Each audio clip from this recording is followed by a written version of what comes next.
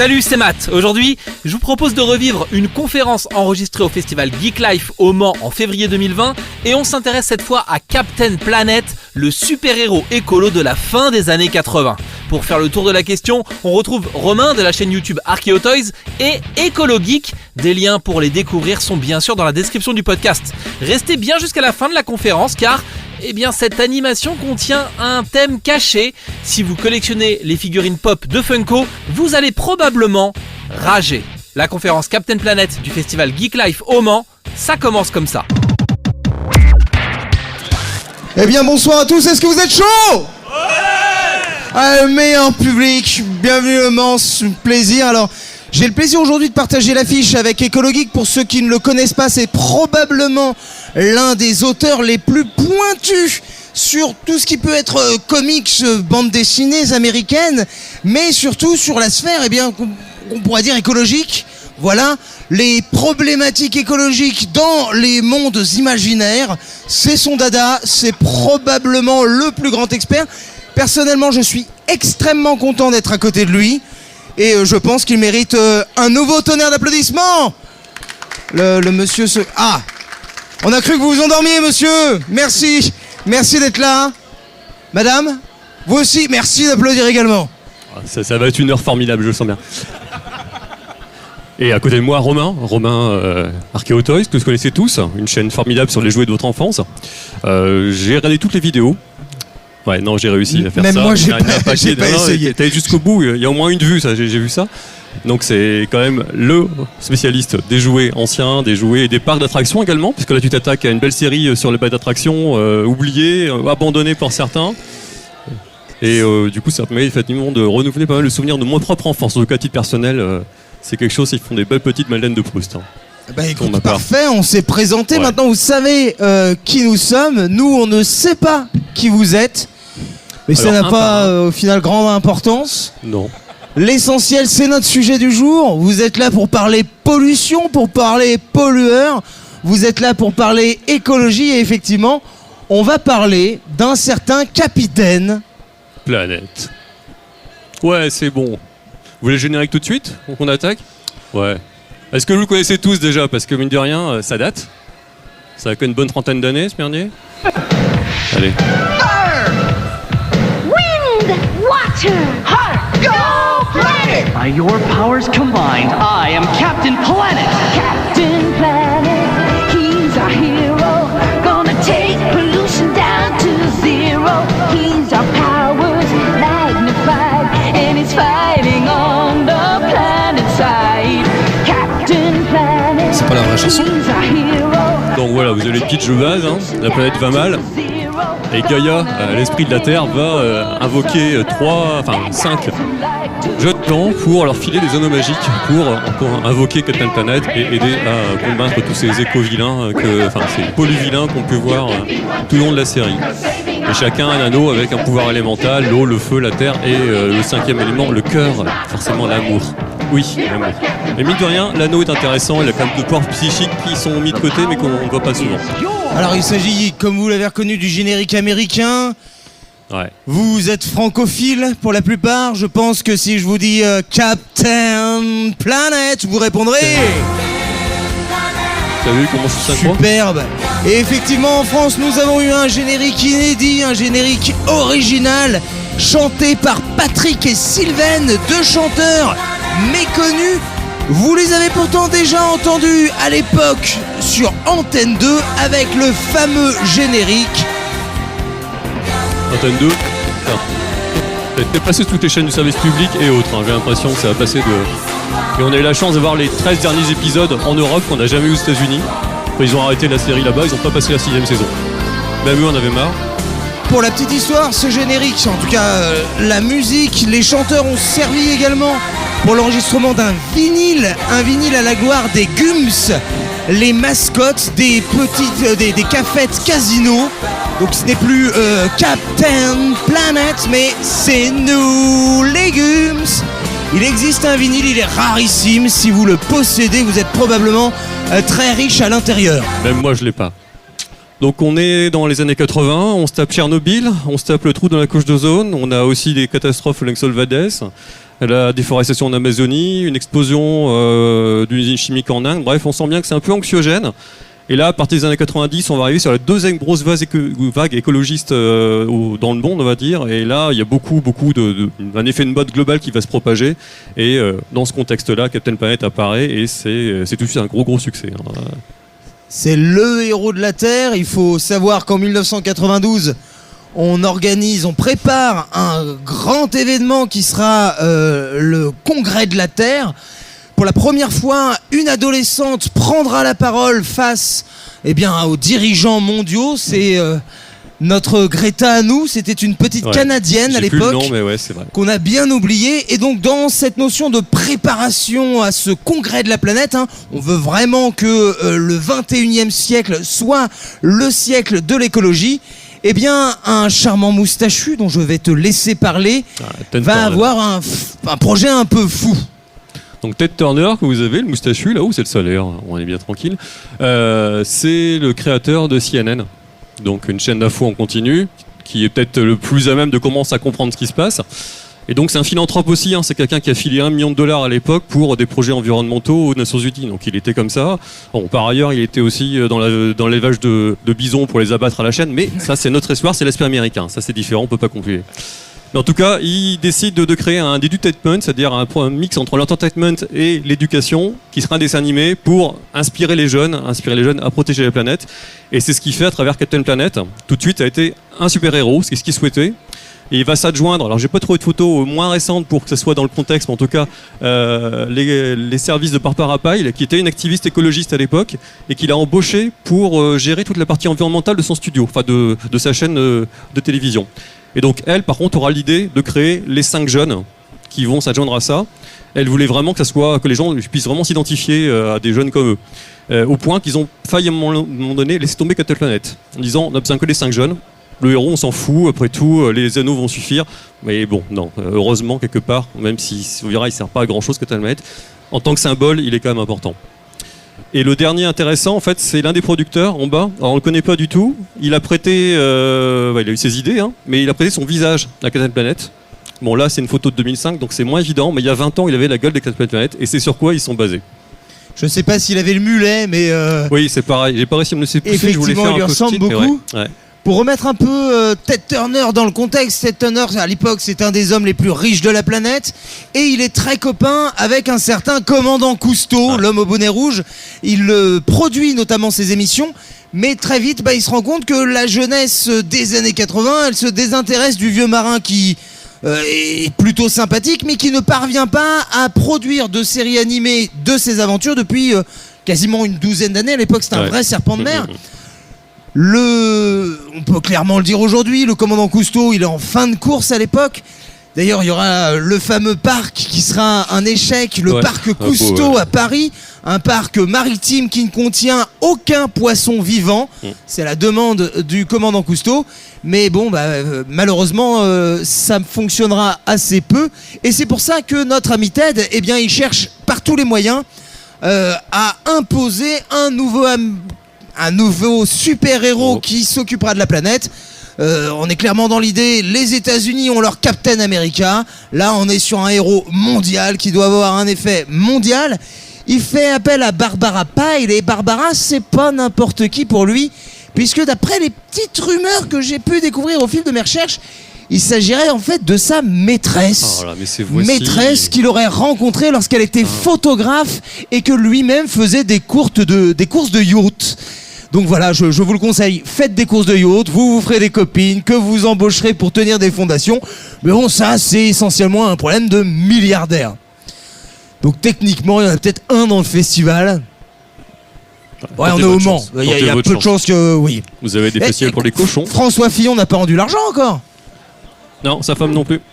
Ah mais attends, pas de nom. On attaque le dessin animé. D'autres gens, alors dont une très connue au milieu, parce que pour ce dessin animé, Ted Turner a les moyens, donc il va demander à des acteurs connus de prêter leur voix pour une partie des personnages. Là, on ne voit au milieu que Whoopi Goldberg, pour ceux qui ne la voient qu'à moitié. Là, les autres personnes sont les doubleurs des planétiers, les jeunes, donc ils sont pas du tout connus. Donc c'est la seule photo des doubleurs qu'on puisse avoir. Par contre, Captain Planet au début aurait dû être doublé par Tom Cruise. qui s'est désisté au dernier moment. Enfin, il a trouvé une excuse à la con, mais il l'a pas fait. Par contre, on a eu tous les vilains, comme Mars Sting, du coup, qui a doublé pendant quelques épisodes. Sting, le chanteur Sting. Sting. Effectivement, il est dans Kaamelott et dans Captain Planet. Et il y a un autre acteur qui fait les deux, mais on y reviendra tout à l'heure. On a également Jeff Goldblum qui fait Verminous Scum, donc c'est un des vilains, on va peut-être les marquer tout de suite. Hein. Hop là. Oui, effectivement. Hop, celui avec la cagoule. Donc et du coup, on a en Dr. Blight, c'est Meg Ryan qui va doubler pendant une partie au moins la première saison. Après, ils sont remplacés au fur et à mesure, ça commence à coûter un peu cher. Mais en tout cas, dès le début, ils ont mis le paquet sur des acteurs connus. Bon, alors, peut-être moins pour nous, pour certains, mais en tout cas pour et même pour des guests, à des moments, pour certains, on a des acteurs très connus qui ont fait justement un personnage sur une série. On va pas tout dérouler, sinon on aura un peu trop. On est vraiment sur un show pour l'époque qui est un show de grand luxe. L'idée, c'est d'attirer un maximum de stars pour attirer la jeunesse. Lors du lancement, à peu près toutes les stars d'Hollywood de l'époque sont présentes. Les jumelles Olsen, qui doivent avoir 3 ans à l'époque. Voilà, tout le casting de 7 à la maison est là également. Jane Fonda qu'on voit encore sur les manifestations contre le climat actuellement, qui est la marraine de Captain Planet, hein, c'est Jane Fonda. Et qui à l'époque est la femme cocu de notre ami Ted Turner. Revoici Comics, oui. Donc Jane Fonda, à qui on doit beaucoup, effectivement. Alors, pour revenir sur le casting vocal, on a Whoopi Goldberg, mais Whoopi Goldberg, à l'époque, elle n'a pas encore connu le succès qui viendra avec Sister Act, qui ne viendra qu'en 93, donc lors de la 2e saison de Captain Planet. On peut noter aussi un personnage, je l'ai dit, qui a joué à la fois comme Sting dans Kaamelott et dans Captain Planet. C'est la voix française de Captain Planet. Mais oui, dans les bronzés. Alors mais j'ai plus le nom non plus. J'ai plus le nom non plus, formidable. Moi, je me suis précisé en américain. C'est Roland Giraud, évidemment. Merci. Roland Giraud du Splendide. Roland Giraud qui a besoin de payer ses impôts. Et qui élude constamment d'ailleurs la question en interview de ce que j'ai pu voir. Ah ouais. On ne saura jamais pourquoi, comment il est devenu notre Captain Planet. De l'autre côté, il n'a pas beaucoup de dialogue, donc c'est... Ah non, oui, effectivement. Bon, on verra ça tout à l'heure. On va en parler, mais le rôle même du Captain Planet, il n'est pas exceptionnel, parce qu'entre sa coupe mulette verte, sa peau bleue... Très tendance à l'époque quand même. Hein. Voilà, son espèce de mélange de 5 éléments, façon Sentai un petit peu, on peut... également rappeler le pouvoir des biomanes. Pas de robot géant, mais un type qui a l'air en plastique. Hein. En plastique ou une espèce de golem, on voit bien, il sort de la terre, il a différentes couches qui sortent, mais ce mec n'a aucune personnalité, il n'a aucun souvenir, il sort, il sauve la situation, il fait des blagues, il s'en va. Et on ne sait pas d'où il vient, on ne sait pas on ne sait absolument rien de lui, on ne saura jamais rien de lui. Autant on va commencer dans les différentes saisons à savoir des choses sur les différents personnages, même les vilains, autant lui... c'est une coquille vide totale, quoi.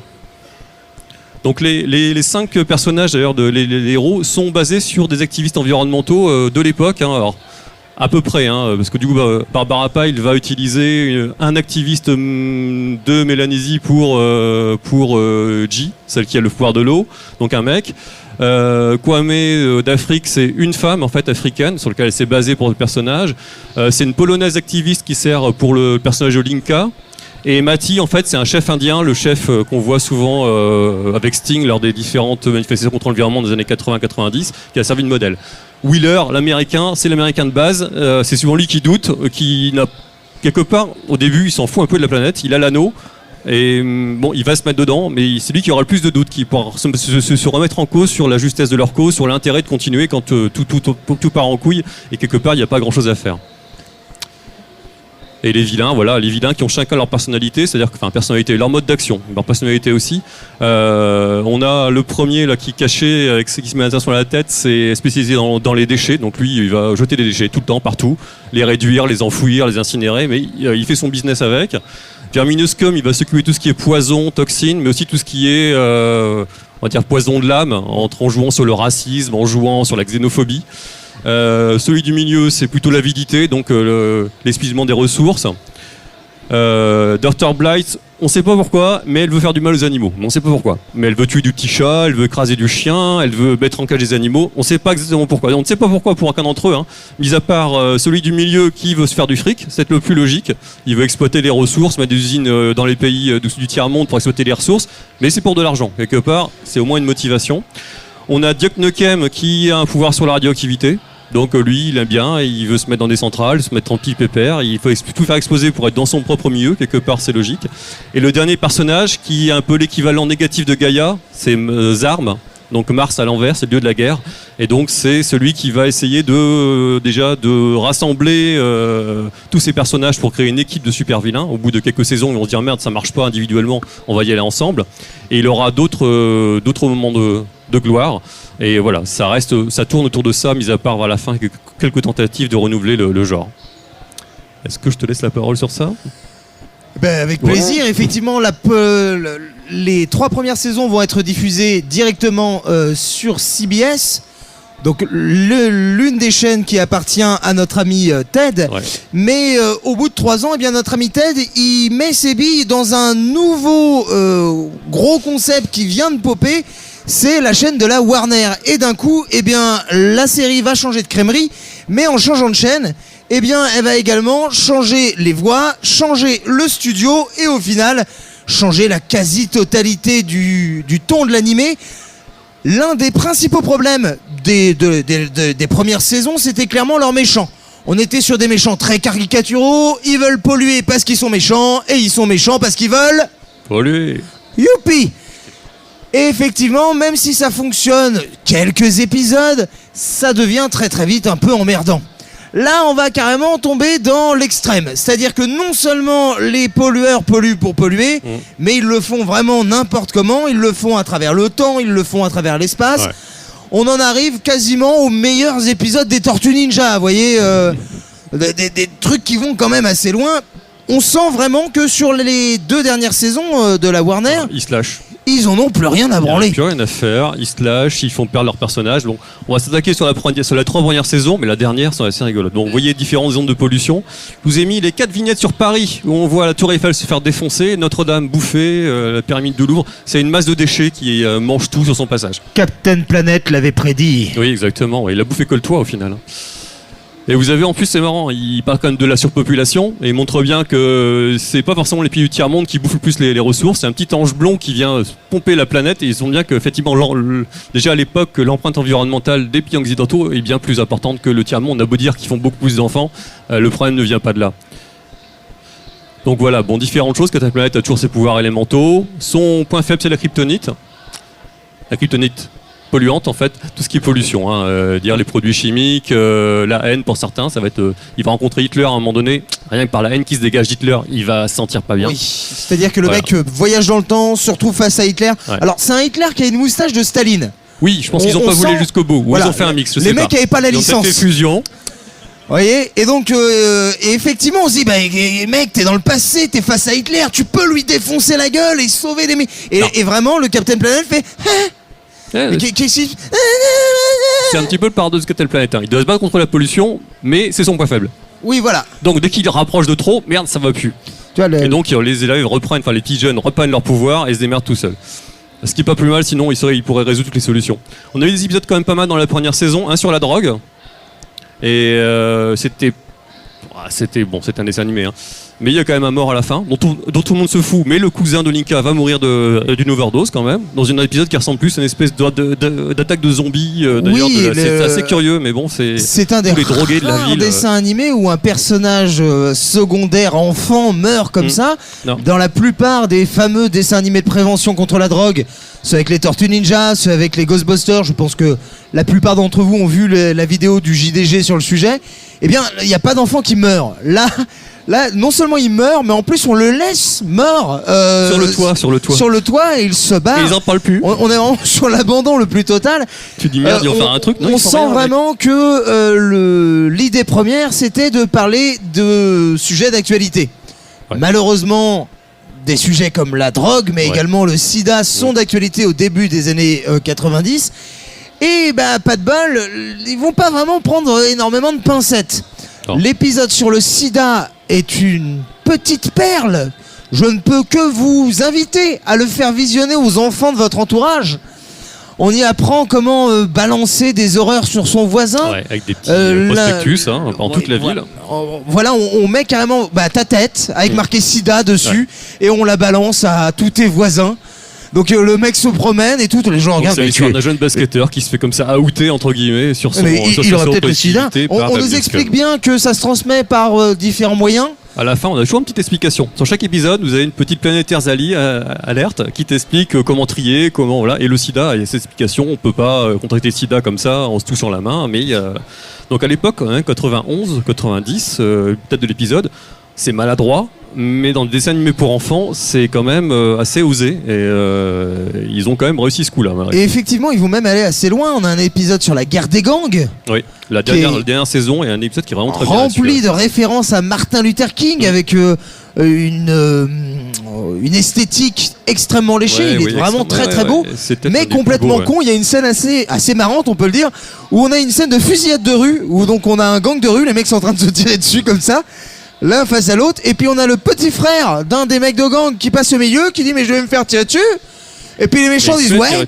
Et le mec reste là comme ça, et puis je sais pas, il tire 40 coups. Ouais, c'est les gangs, mec, c'est dangereux. Et effectivement, on sent vraiment qu'ils ont essayé.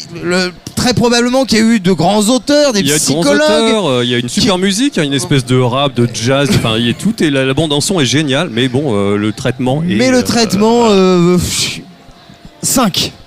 Oui, voilà, on donne 5, pas 5. Plus. C'est déjà pas mal. Un des trucs qui m'a marqué également, c'est que tout ce qui est publicité autour de Raoni, entre autres, on est vachement en avance, puisque, vous le savez, il y a ce fameux petit amazonien avec sa petite coupe de cheveux à la Chantal Goya un peu là, avec qui a le seul pouvoir qui ne sert à rien.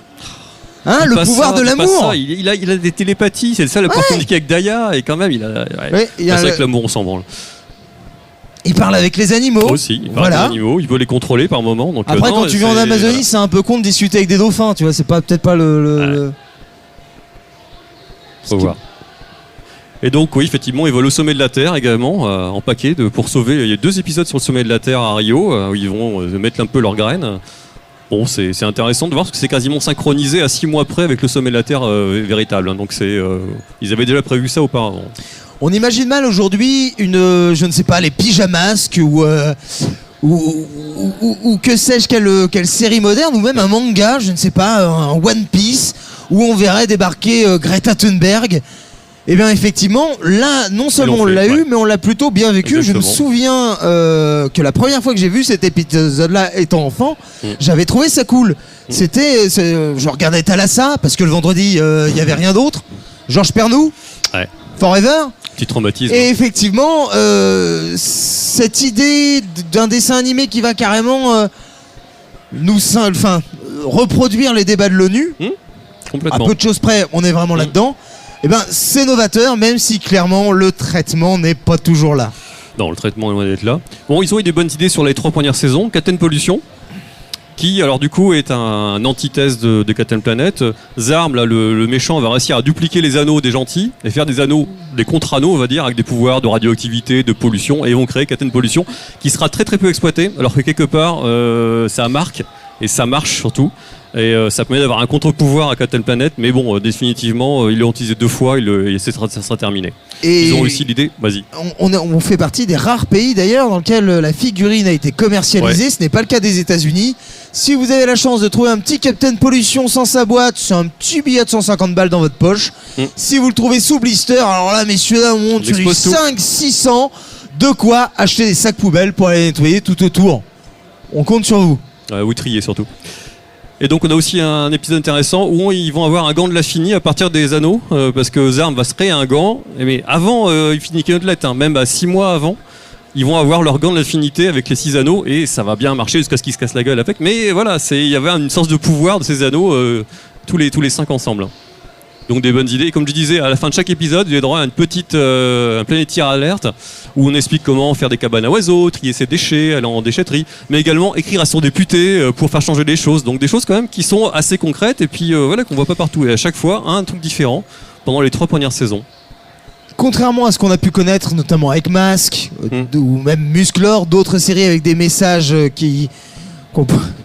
Est-ce qu'on peut parler de vrais messages civiques? Je suis pas certain Musclor, pour ces séries-là. le souhaitait, il y avait une véritable volonté dans le maître de l'univers d'avoir. Mais justement, il était un peu obligé parce qu'il y avait un peu de violence entre guillemets. Il fallait qu'il compense par un aspect très social, très contre le racisme. Mais justement, alors j'ai encore l'impression que les messages de Captain Planet étaient vraiment bien centrés sur leur époque, peut-être plus que non, ne caresse pas le chien que tu ne connais pas, Billy. Sinon, il peut te mordre et tu attraperas la rage. Billy. Au revoir, Billy. Au revoir, Billy. Saison 4 à 6, et là, changement de studio, puisque du coup, ils se font racheter, Hanna-Barbera se fait racheter, donc tant qu'à faire, ils utilisent le studio qu'ils ont, enfin, Ted Turner utilise le studio qu'il a. Saison beaucoup plus courte, les 2 dernières saisons ne font qu'en 13 épisodes, donc très ramassés. Et ça change beaucoup, enfin, ça change pas visuellement, c'est un peu plus cartoon, c'est pas franchement différent. La musique est plus sympa. Mais par contre le traitement devient aléatoire, on va dire, hein. C'est très curieux. On va avoir vraiment des grandes différences, ça va être des voyages dans le temps, des dystopies, des planètes tierces complètement blasées. On voit, ils sont vieillis comme ils ont pu, hein. Mais Gaïa s'en tape les couilles totales dans la mesure où elle n'en a pas. Bon, voilà, je sais pas ce qu'elle peut s'en taper, mais voilà, tout le monde s'en fiche. Il y a un épisode où tout le monde s'en fiche, où même les vilains sont dans des garnis marchandes à vendre des espèces de camelots, enfin des trucs très très curieux. Un épisode où ils vont dans le passé, où ils voient effectivement un mix entre Adolf Hitler et Staline, et là où le planète commence à sentir mal. Ils vont beaucoup jouer sur le futur et le passé, les dystopies. Vous avez les enfants des Planeteers à la fin qui apparaissent sur un épisode. C'est jamais exploité. Mais il y a plein de choses comme ça où ils ont dit tout ce qu'ils avaient à dire sur le présent. Donc toutes les pollutions, les titres de pollution, ils ont tout tenté, le trafic d'œuvres d'art, ils ont été au bout du bout, le chamanisme. Ce qui fait que tout ce qui leur restait, ça va dire tiens, on va faire un truc, on n'en peut plus, on va aller carrément dans le délire le plus total. On part sur un futur où la pollution a gagné, on part sur un futur où au contraire c'est plutôt les gentils qui ont gagné. Et ça donne des choses assez curieuses, hein, mais par contre on sent bien que les scénaristes n'ont plus rien à faire parce qu'on est quand même sur d'autres choses où Captain Planet est traité, je dirais un peu comme The Mask. On a eu la même idée quand on a vu les épisodes, l'impression d'avoir un truc qui est sorti de son contexte, quoi, contre-emploi total. Il y a un épisode notamment où ça se passe sur une chaîne de télé, donc qui ressemble beaucoup à la chaîne de télé de Ted Turner, et donc ils ont un personnage qui s'appelle Echo the Clown. Donc c'est un clown écologiste qui donne des conseils de genre de prendre des douches à la place de prendre des bains. Mais c'est ridicule au dernier degré, fond et forme. Et voilà, on a l'impression qu'ils s'auto-parodient eux-mêmes. Et c'est comme ça pendant presque les 3 dernières saisons, où des épisodes assez classiques avec des choses un peu what the fuck. Et puis Captain Planet en l'espèce de je sais pas, avec un chapeau où il tente de draguer en fait l'un des ancêtres d'un des vilains dans le passé. Enfin, voilà, c'est très très très très curieux. Ah bah, à côté, c'est plus simple de raconter Doctor Who à quelqu'un qui l'a jamais vu, hein. On est Je vraiment. pense qu'on est proche de ça par moment quand même. On est un petit peu comme sur la fin de Lost, c'est-à-dire que voilà, ils ont une liste de trucs qu'il faut que ça rentre. Et effectivement, Captain Planet perd absolument toute sa magie, ça devient un toon. Et comme n'importe quel toon, il peut porter n'importe quel costume. Après tout, on avait quand même un super héros qui servait à peu de choses depuis le début de la série, puisque un épisode lambda, c'était quoi? C'était les planétaires sont pas ensemble, et puis ils appellent le Captain Planet qui dit ah mais si tout le monde n'est pas là, je peux pas faire grand chose. Donc il repartait, et puis à la fin, il réussissait à régler le souci, et Captain Planet revenait en disant bravo Billy. Mais effectivement, il ne servait pas à grand chose. On est quand même sur un espèce de golem omniscient qui peut prendre n'importe quelle forme, qui contrôle 5 éléments dont l'amour, enfin voilà. Ouais. Et ils nous en font une espèce de chica banana en train de danser dans les années 30. Le mec aurait pu lutter contre Hitler, il termine avec des bananes sur la tête. Ouais. Donc c'est ça, Captain Planet à l'époque, c'est quoi, 2 apparitions par épisode de même pas 1 minute pour chacun. En fait, on parle de Captain Planet et des Planeteers, mais en fait, 90% de l'épisode, c'est les jeunes, c'est pas Captain Planet. Donc ils se sont bien rendus compte que le héros était peut-être à mettre en avant. Les 3 dernières saisons, c'est ce qu'ils ont fait, mais ils l'ont mis en avant d'une manière ridicule. Il y a des épisodes où il est entièrement, mais il se retrouve prisonnier, vous voyez, avec le singe. Enfin, voilà, ça ressemble à rien, quoi. Ça peut s'expliquer en partie du fait que c'est Hanna-Barbera qui s'occupe de l'animation des 2 ou 3 dernières saisons. Et à l'époque, Hanna-Barbera, c'est plus le grand Hanna et Barbera que vous avez connu dans votre jeunesse. Au début des années 90, Hanna-Barbera essaye absolument par tous les moyens de se rajeunir et ils se prennent une énorme claque dans la tronche avec notamment Pirates of Dark Water. La licence ne vous dit probablement rien et c'est tant mieux. Une histoire de pirate, un espèce Il y a un comics là-dessus. d'aigle singe assez étrange, voilà. Ils dépensent des millions de dollars, il y a un énorme contrat avec Hasbro et ça se plante en mode prout, ce qui permet à notre ami Ted de récupérer le studio. Mais quand ils vont se remettre à travailler pour Ted, ils vont continuer à faire du prout. On peut dire ça clairement. Ça, ouais, et au final, ça ne dérange pas grand monde parce que pourquoi est-ce qu'on fait ça depuis le début ? Eh bien, c'est avant tout pour vendre des jouets. Les jouets, effectivement. Encore que, quelque part, on a oublié de dire que les jouets, ils ont en faire, mais que, et du merchandising, des bouquins, des comics, mais que 5% des bénéfices vont aller sur une fondation Captain Planet qui sert à des projets environnementaux, etc. Donc voilà, ils ont quand même accepté qu'il y ait du merchandising, mais derrière ça, l'argent a quand même contribué à financer autre chose que des actionnaires.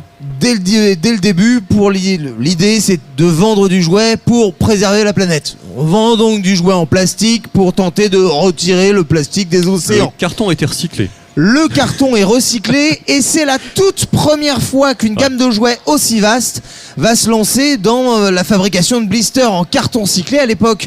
Et ils mettent bien sur le blister que le carton est issu. Vous l'avez là-haut, sur chaque truc, il y aura ça. C'est assez fou, c'est vraiment la produit, toute sur les première comics, fois que le c'est comics fait. en papier recyclé aussi, tous les merchandising a cette petite écolabel quelque part. Alors il faut savoir que cet écolabel, en tout cas le reversement des 5% à la fondation Captain Planet ne fonctionne qu'aux États-Unis. Ce ne sera pas le cas sur les produits vendus en Europe et particulièrement en France. Et curieusement, cette gamme elle est très rare aux États-Unis. Ils ont eu énormément de mal à la trouver alors que chez nous on en a eu dans les solderies jusqu'au début des années 2000. Probablement parce que c'était bien plus rentable que de donner 5% des recettes à des types qui veulent juste sauver des dauphins, quoi. La honte. Le dauphin, ça se mange.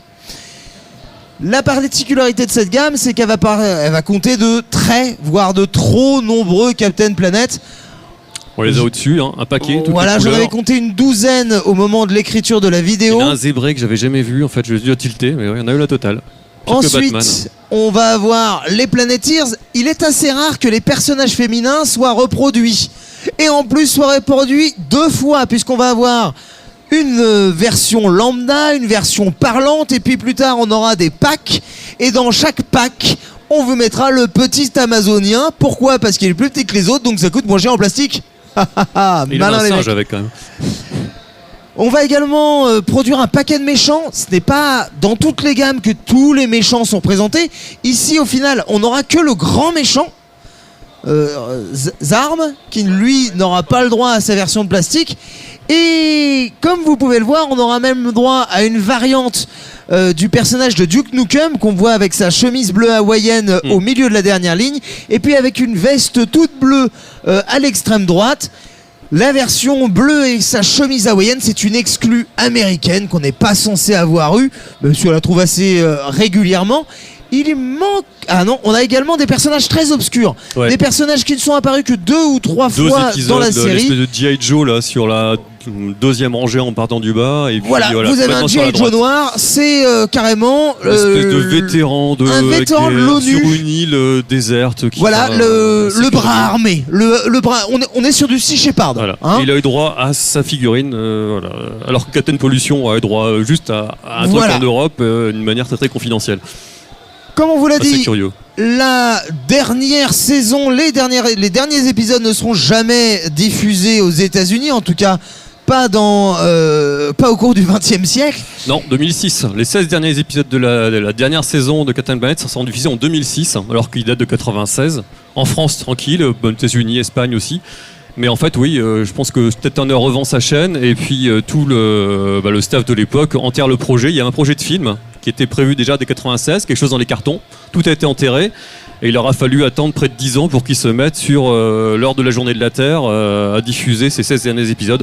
Bon, qui de toute façon, à quelques exceptions près, ne sont pas mémorables. Mais bon, c'est assez marrant de voir qu'ils ont quand même enterré les 16 épisodes produits, doublés et tout ça. Ils ont pu les financer tout de même, puisque je crois que c'est pour le marché allemand. En Allemagne, on était sur un énorme carton. D'ailleurs, la plupart des figurines qui ne sont pas sorties ailleurs sont sorties uniquement en Allemagne. Si vous cherchez du Captain Planet partez à Berlin les copains, vous trouverez des merveilles, vous ferez peut-être fortune. Mais effectivement, c'est une gamme qui est restée dans les annales. Elle est restée dans les annales. Pourquoi ? Parce que notamment, elle représente des enfants. Au final, sur des gammes de jouets, on retrouve rarement des personnages d'adolescents. On va avoir le super-héros, on va avoir son sidekick. Mais de là à avoir un groupe de 5 gosses qui n'ont pas de super-pouvoir, si ce n'est des bagouzes. Et on avait des bagouzes en plus avec le personnage. On a eu des bagouzes directement fabriquées dans la vallée de la chimie en Suisse. Puisque si vous les trempiez dans l'eau, eh bien vous aviez de superbes rubis qui apparaissaient. Mais entre-temps, je crois savoir que c'était plutôt toxique et aujourd'hui, ce genre de process n'existe plus pour les enfants. Tu casses un mythe. Si tu savais. Putain. Et ce qui est intéressant, c'est que les visuels des personnages sur les paquets, tous les visuels sont été créés par Neil Adams. C'est un dessinateur des années 70-80, assez écolo dans l'âme, qui a créé des aventures assez épiques de Green Lantern et Green Arrow, qui avaient des thématiques environnementales assez poussées, et qui a créé la première super éco et héroïne, Miss Mystique, en début des années 80. Et donc voilà, c'est quelqu'un qui avait déjà cette fibre. Alors je sais pas si c'est un hasard, est-ce que c'est lui qui s'est proposé, est-ce qu'on était le chercher. Mais en tout cas, tous les visuels, même les vilains, sont tirés des croquis de Neil Adams. Ah. Jouer, t'avais encore des choses ? Non, vas-y, je compléterai tout à l'heure. D'accord. Donc il a eu droit aussi à des comics, Captain Planet, à la même époque du jeu, les 3 premières saisons, ça marchait fort. C'était parti pour une série de 6 épisodes qu'ils ont réussi à tirer sur 12 épisodes numéro en totalité, tout simplement en allant piocher dans la branche anglaise de Marvel. À l'époque, Marvel avait Marvel UK et ils avaient des déclinaisons, ils laissaient les scénaristes et les dessinateurs anglais faire leurs propres aventures. Et comme le comics devait bien marcher, ils ont été pompés les épisodes anglais au fur et à mesure pour étaler la série sur 12 numéros. Mais les 12 numéros de base qui sont faits par Pat Broderick qu'on voit là, ils sont assez efficaces en final. C'est bien plus intéressant à lire que le dessin animé par bien des aspects. Et visuellement, ça marche bien, quoi. Et puis Captain Planet contre Captain Pollution, il y a des splash pages qui sont vraiment bien. Et j'en ai mis qu'une, mais il y en a vraiment des très très très sympas. Donc plutôt une bonne surprise, Captain Planet en comics. Bon, il n'y a pas que du bon dessinateur, mais il y a des choses vraiment intéressantes et des thématiques. Et puis ils ont réussi à creuser les personnages en plus. Les personnages des super. Autant Captain Planet est quasiment toujours une coquille vide, encore qu'il a enfin des bulles de pensée.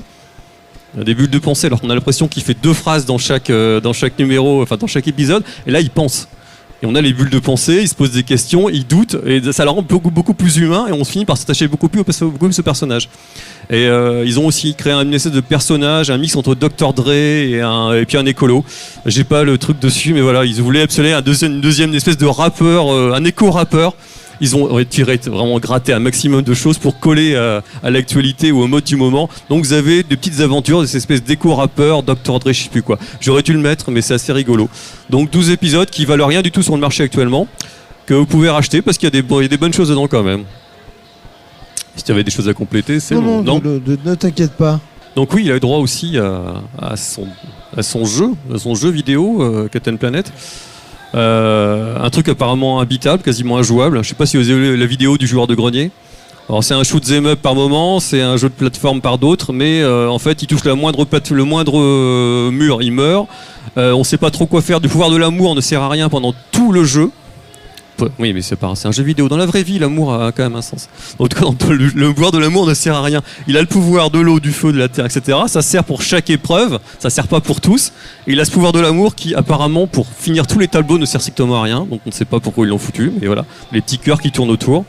Voilà, c'est pas forcément une réussite du tout par rapport à ça. Ils ont créé un autre jeu là dernièrement téléchargeable sur téléphone avec les Planeteers et on peut jouer avec les Planeteers. Je l'ai pas testé, mais bon, apparemment c'est mieux foutu que ça, ce qui n'était pas vraiment compliqué.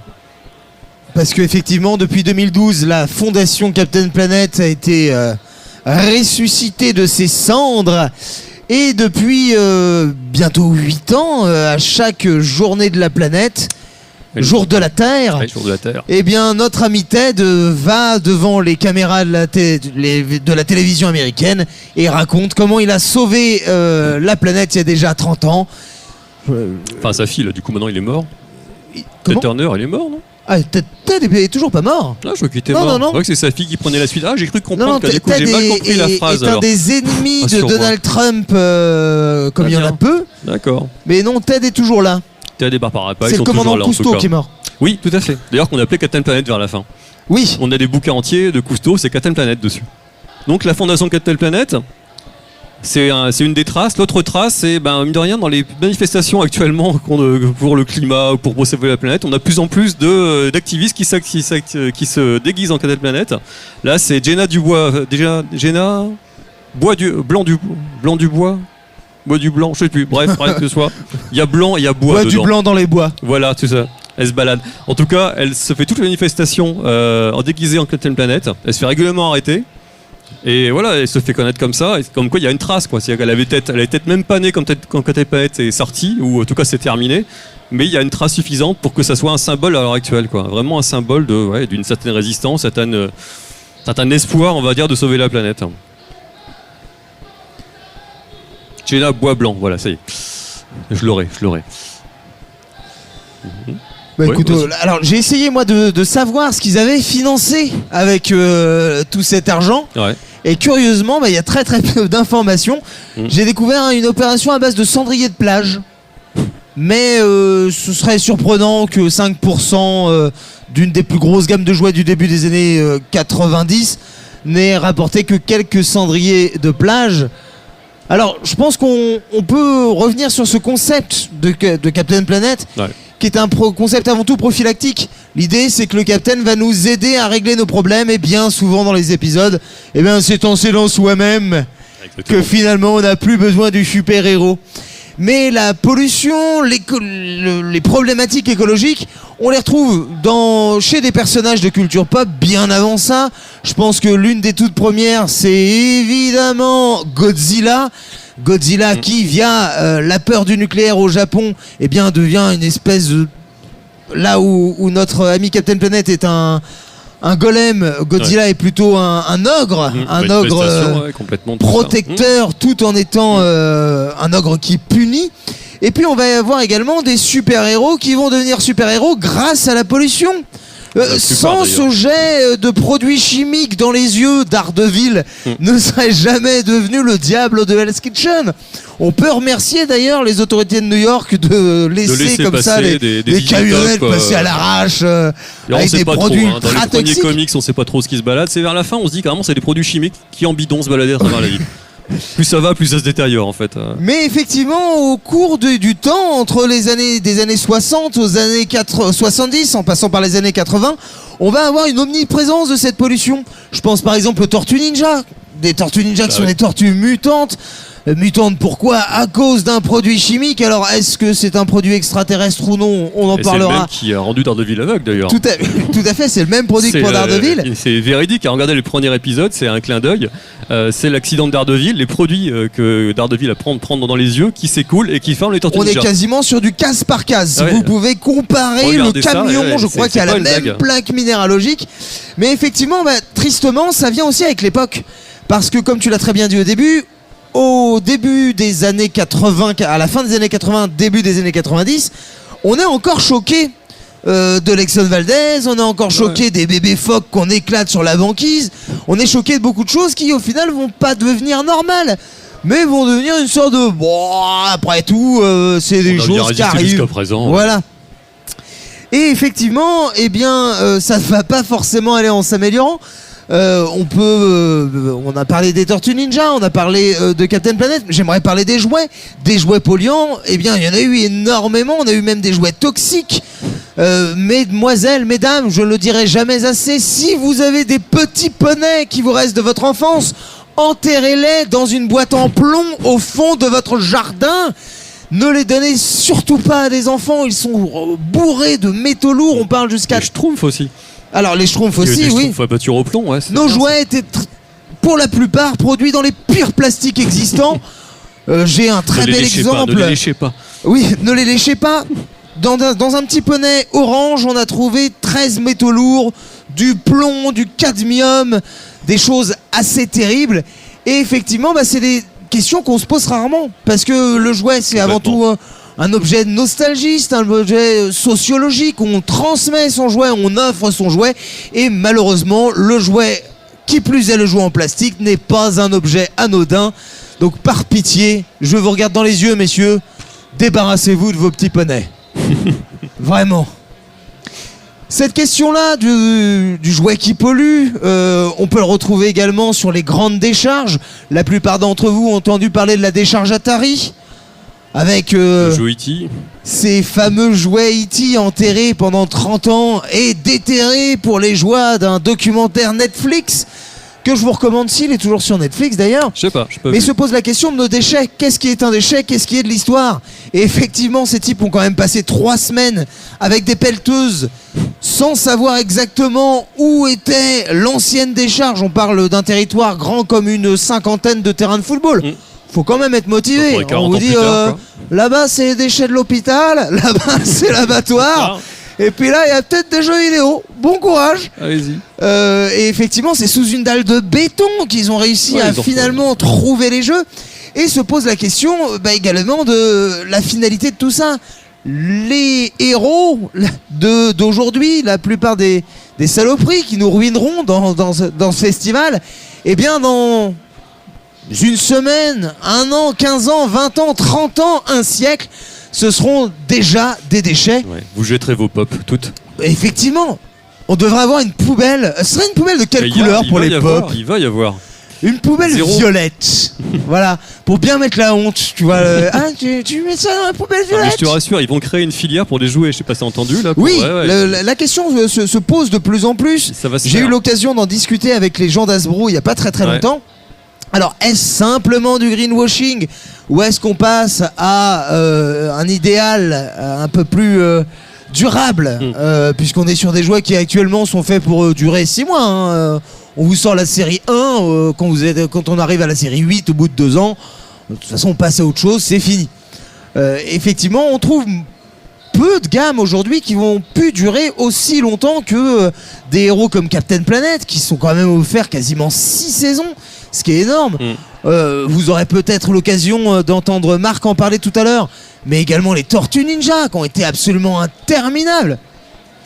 Et aujourd'hui on se retrouve avec cette masse, une masse de personnages de culture pop, une masse de jouets, une masse de produits dérivés, puisqu'on peut sortir du jouet, on peut parler des pantoufles, des t-shirts. Aujourd'hui, on va aller vers quelque chose d'un petit peu plus éthique. Effectivement, si je fais une poupée Greta Thunberg, je vais éviter de la faire fabriquer par des petits-enfants chinois. Vous voyez, je vais la faire fabriquer par des petits-enfants suédois. Malin, un truc de chez elle. Du local. Toujours du local. Un truc en os de requin, tu vois, un truc viking. Mais effectivement, à l'époque, le simple fait de partir sur du carton recyclé, ça pose les bonnes questions. Aujourd'hui, on partirait très probablement sur des matériaux durables. Peut-être sur des jouets en bois, peut-être sur des jouets recyclés. Je sais pas. En tout cas, ils font qu'il y a un gros travail à faire sur les plastiques, parce qu'à l'époque, comme maintenant, on est comme sur au moins 9 gammes de plastiques différentes. On parle du plastique, mais en fait, il y a sur le moindre pop, vous avez au moins parfois 2 plastiques différents. Si on doit recycler une pop, on va forcément la broyer par exemple, et du coup on sort avec 2 plastiques différents qui vont être recyclables ensemble. Donc il y a vraiment des réflexions à avoir sur le plastique. Je pense que déjà rien que sur le plastique, il pourrait déjà simplifier un peu les choses, à la fois l'emballage et le jouet en lui-même, et ça permettrait peut-être d'y voir clair dans quelques temps, quoi. C'est le moment où on balance sur les pop un petit peu ou... Vas-y, si tu veux broyer des pop, vas-y. Parce que on parle d'écologie, effectivement, pour ceux qui le savent pas encore, la Funko Pop est devenue un véritable problème écologique, Et notamment culturel. au Vietnam, un problème culturel, un problème mental pour certains.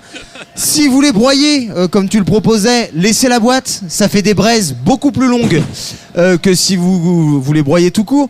Mais effectivement, les pop sont fabriqués massivement dans la vallée du plastique au Vietnam, et utilisent pour la plupart des chaînes de production, des chaînes qui travaillaient auparavant chez McDo, qui fabriquaient les fameux jouets de Happy Meal. Et au cours des années 2000 et 2010, il y a eu quelques rébellions en Chine dans des usines de jouets. Alors on en parle rarement, mais on parle parfois de quelques dizaines de morts, de quelques millions de dollars de dégâts.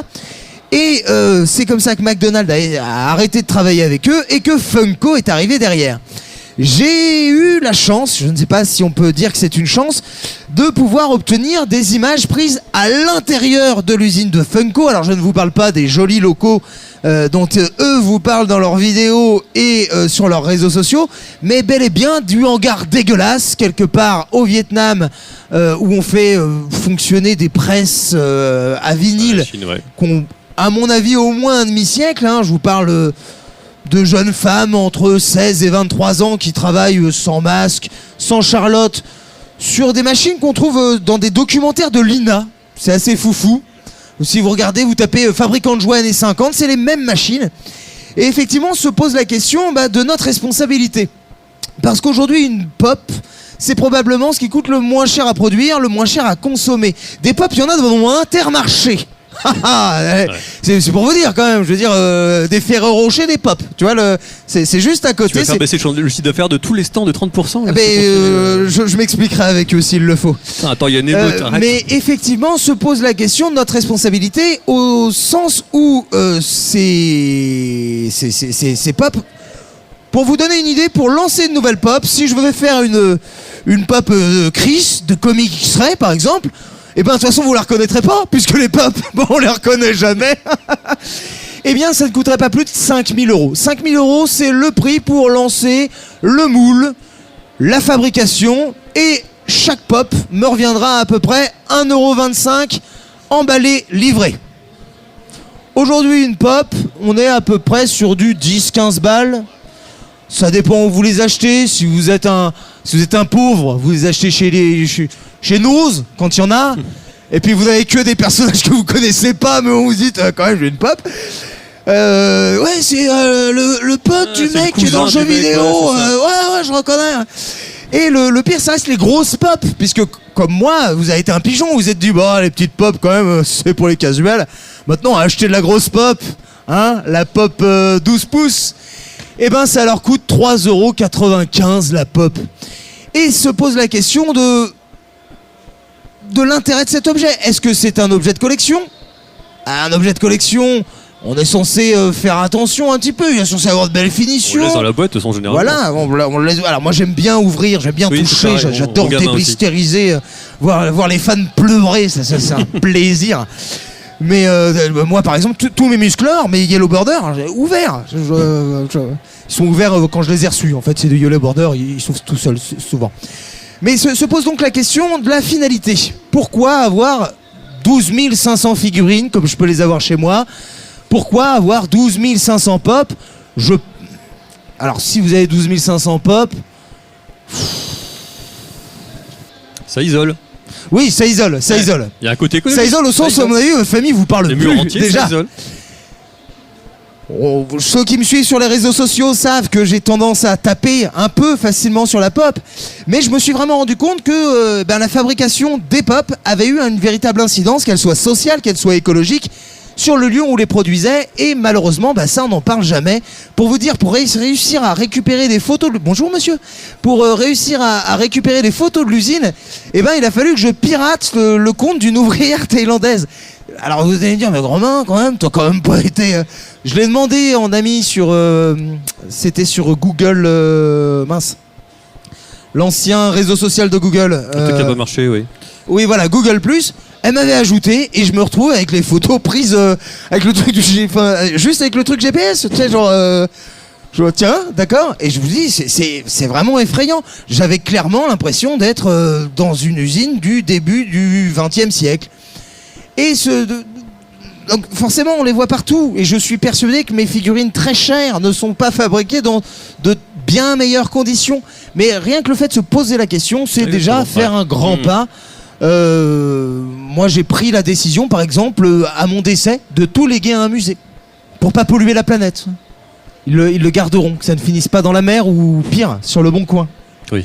Est-ce qu'on va faire tourner un micro histoire de répondre à des questions, des réponses, des questions-réponses? Il est peut-être extrêmement tard, on est peut-être censé être parti depuis... Non, pas encore, on peut les faire chier un petit peu là, 2-3 minutes. Écoutez, on va faire tourner un micro volant. J'ai vu des gens très sceptiques sur les pop au fond, vous pourrez vous exprimer si vous le souhaitez. Alors, écolo... Présente-toi. Je m'appelle Yvan. Salut Yves. Bonjour Yvan. Merci. Je ne collectionne rien. Est-ce que je connaissais pas ton contenu avant de venir aujourd'hui? Est-ce que tu collectionnes quelque chose? Qu'est-ce que je collectionne? Des comics, ça c'est sûr. J'en ai un peu trop. J'en ai sous l'escalier, dans les tiroirs, partout. Qu'est-ce que je collectionne? L'impact environnemental, oui, je me le suis posé. Enfin, en tout cas, si c'est ça ta question, voilà. C'est peut-être le moins pire que par le papier, parce que ça reste une ressource renouvelable dans la mesure où on peut replanter des choses. Ouais, c'est ça, je m'en resserre. Et puis bon, ça sert à faire le feu et tout ça. Tu fais des inédits. Comment ? Tu fais des inédits. Oui, c'est ça, je peux les faire moi-même, je les customise à fond. Et puis bon, que veut dire le papier, bon, ça a un impact. Une fois que ou on le met à recycler, ou ça peut brûler, mais quelque part, c'est pas, mis à part certaines encres de début du Golden Age qui sont parfois plombées, bon, c'est pas un objet qui est polluant en soi. Bon, c'est vrai qu'on vit dans un monde matériel. Je pense que des choses que j'achète qui sont peut-être pas extraordinaires, mais en tout cas, de ce que je collectionne les comics, oui, c'est sûr. Je collectionnerai les pop. Je pense que vraiment, c'est pas pour être démago. Je me posais vraiment la question de ces tonnes de jouets de plastique qu'on peut accumuler, qui doivent surtout faire des trajets en bateau et en conteneur assez démesurés pour ça, quoi. Bon, quelque part pour tous les jouets, hein, faut pas non plus se leurrer. Faut pas on tape sur les pop parce qu'on en voit partout et que certains commencent à saturer. Mais voilà. Bonjour à tous. Anthony, je connais un petit peu Romain via ses vidéos forcément. Écologique, c'est normal. Désolé, je te connais pas. Non mais c'est un blog, faut lire des trucs en plus, laisse tomber, c'est horrible. Je regarde pas beaucoup YouTube, c'est pas trop ma cam, mais bon, je connais pas beaucoup de youtubeurs. Juste pour revenir sur la dimension écologique dans les dessins animés, en fait, il y avait aussi un dessin animé qui s'appelait SOS Pollueur. Je pense que vous connaissez. Et Smogies en anglais, ouais. Voilà. Et il y a également, en fait, parfois dans certains dessins animés des années 80 ou 70, on va avoir une dimension écologique, mais qui n'est pas le fer de lance comme dans Captain Planet. Je pense par exemple au dessin animé Princesse du Pouvoir, She-Ra la Princesse du Pouvoir, donc qui est la sœur jumelle de Musclor. La rébellion habite dans la forêt des murmures. Une forêt, tout ce qu'il y a de plus fantaisiste, rose, verte, etc. Et la Horde vit dans une zone industrielle. Clairement, la bâtisse de la Horde, c'est une zone industrielle avec une eau dégueulasse polluée, de la ferraille partout et un ciel complètement noir, sombre, tout ce qu'on veut. Et on a déjà un peu cette dualité, un peu comme il y avait aussi, je pense Tolkien avait commencé aussi un peu avec ça, dans l'Isengard, on le revoit dans les films, hein, Saruman dit à un moment Fangorn sera noyé dans les flammes de l'industrie ou quelque chose comme ça. Et vous avez le combat entre les Ents et forcément Saruman qui est devenu un industriel presque, hein, et il fait de l'industrie de l'orque, et c'est ce que Tolkien dénonçait parlait aussi dans Le Seigneur des Anneaux, de voir ces campagnes anglaises défigurées par l'industrie. Donc la dimension écologique, elle est là déjà depuis vraiment un moment, mais c'est vrai qu'elle n'était pas personnifiée comme dans Captain Planet. Voilà. Après, c'était pas une question, c'était juste une réflexion comme ça. Mais c'était une excellente remarque, on peut applaudir Anthony, quel talent! Alors, qui n'en veut du micro? Soit j'ai pas bien compris, c'est l'animé qui était le dessin animé qui était à la base et qu'ensuite on fait des produits dérivés ou l'inverse. Le plan est global. L'idée, c'est d'utiliser les techniques de l'époque, utilisées au même moment sur les Tortues Ninja et sur Batman Animated, mais de le faire pour la bonne cause. Forcément, le dessin animé, c'est la base parce que c'est le moyen de faire passer des messages. Même si, effectivement, il y a un plan marketing global qui va avoir des produits dérivés, des figurines, etc. Mais pour Turner, même s'il n'y a peut-être pas qu'un aspect philanthrope, c'était vraiment faire passer un message. Vraiment essayer de former la jeunesse, sensibiliser la jeunesse à ces problématiques environnementales. Donc, on le fait pas à travers des jouets vraiment, ou très peu. On a quelques messages par-ci par-là. Mais c'est pour ça qu'à la fin de chaque épisode, il y a quand même quelque chose en dehors de la problématique. Et en plus, c'est pas si con, hein. J'ai pas le temps. Il aurait fallu que je passe épisode par épisode pour voir ce qui se passait à l'époque, pour voir si ça correspondait à quelque chose. Et sur 135 épisodes, déjà que les regarder, ça a été une épreuve. Donc, on peut l'applaudir, il a regardé les 135 épisodes. Voilà. Je me suis pinché en VO, c'est assez éprouvant. Mais oui, il y a vraiment une volonté de faire passer le message à travers les dessins animés de base. Même le comics, d'ailleurs, est pas intéressant là-dessus. Alors, une ultime question. Soyons fous. Personne, vous avez peut-être toujours rêvé de poser votre question, c'est le moment. Et il y a beaucoup de timides dans le fond. Hein. Ou il y en a tellement timides qu'ils ont peur d'être pointés du doigt, ils commencent à partir, dis donc. Allez, malin. Mais je pense qu'on va peut-être commencer à clore. Moi, je tiens tout particulièrement à te remercier, cher Écologique. C'est moi, Romain. Parce que pour tout te dire, hein, quand j'ai découvert ton article de blog sur Captain Planet, je me suis dit, mais plus besoin de faire de recherche. Waouh! Quelqu'un a déjà de mâcher tout le boulot. Vraiment, si vous avez l'occasion, d'ailleurs que vous l'aurez. Quand vous avez l'occasion, allez jeter un coup d'œil à son blog. C'est une perle. Non seulement il sort des articles bien plus souvent que je ne sors des vidéos, mais en plus c'est toujours ultra recherché, que ce soit au niveau iconographique, que ce soit au niveau citation.